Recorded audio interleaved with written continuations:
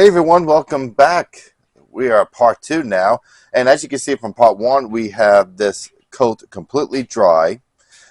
This is the undercoat. This is the Nita Acrylics Earth Brown color, and we're going to go and start our second coat. And I wanted this to dry, so because once we get the second coat, we're going to use a lot of this crushed up leaves for our ground cover. So let's get started with here, and as you can see, I do have tape covering the track, the piece where the track is going to go. So the whole section here with the track, this is going to be where our Oak Hill track supply kit is going to be over here. And so I'm going to give this a nice coat, all that white to disappear. And so we're going to go our crushed leaves, and because this is wet still, we're going to get to our crushed leaves. And then, of course, we're going to add, the matte medium and water and all that stuff. So, and this is just fine crushed leaves from the outside.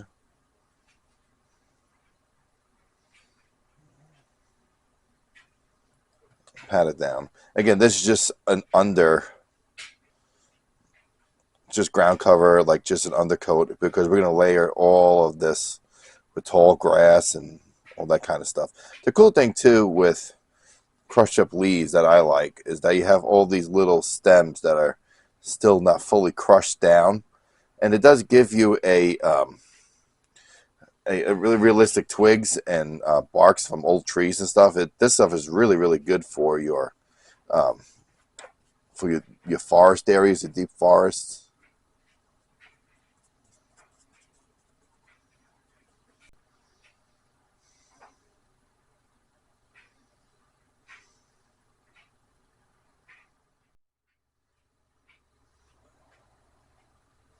Okay, and that'll be it for there.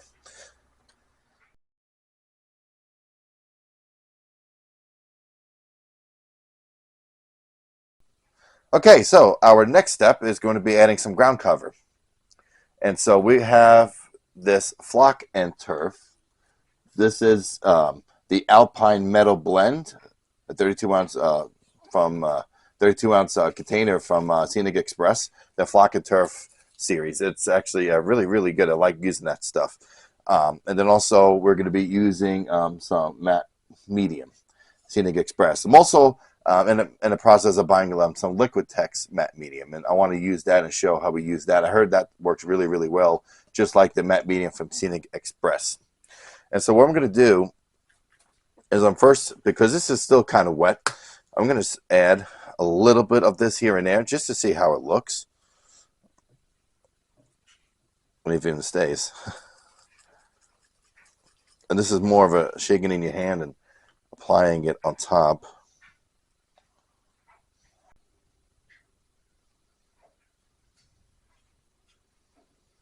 And again, you can see I'm not really covering. I know it's maybe hard to see in the camera, but I'm not really covering the entire top here because a lot of ballast is going to be covering that. I want some more tall weeds towards the top there.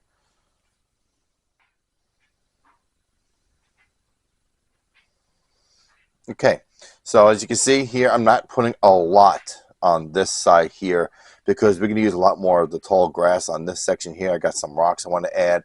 This is mainly some grass that's overgrown grass and some turf, obviously, on this side here. So there's more to this side. And so the next thing we're going to do is take our matte medium. We're going to put it, and actually before that, very important, I use a little bit of this 70% isopropyl alcohol. And this is the stuff that we're going to be using a eyedropper, and we're going to soak all of the scenery stuff first with that. That way it's easier for the glue to spread. And so I'm just going to go along here.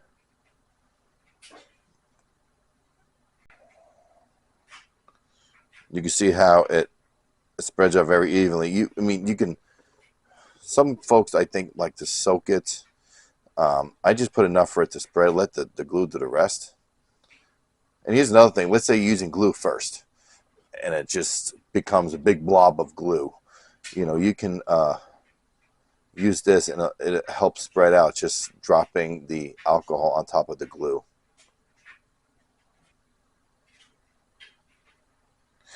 It's cool because I never really used this flock turf before. I found it really fake looking, and now using it in the way that fits what I'm creating here with this diorama, it's really, I really actually like it. And again, this is not going to be like the full color, the final blend of grass. You know, we're going to be adding, this is just a ground cover. We're going to be adding so many layers of different kinds of grass to this. Okay, I think that's good enough as far as the rubbing alcohol is concerned. Okay, now we're going to take the matte medium glue, and this comes pre-mixed like this. You can spray it on. You can use an eyedropper like I do. And we're going to take some of this and start from the top and work our way down.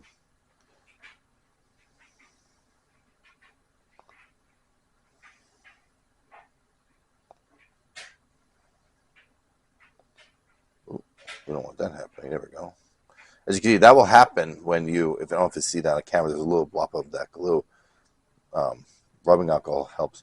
Now, a lot of folks don't use rubbing alcohol either. They'll use just as matte medium as well. I found it better just putting their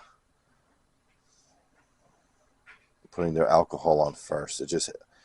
That's just the way I do it. You know, there's a million ways to probably do all this stuff. This also seals the paint as well, since the paint was a little wet here still.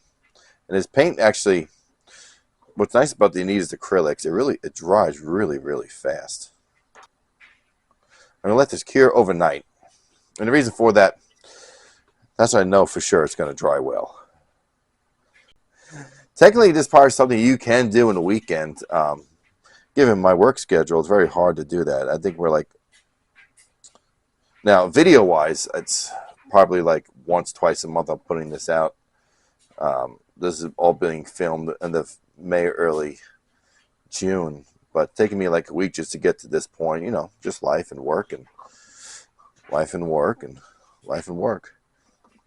And that will be it. So that will conclude part 2, because there's not much I can do until this dries.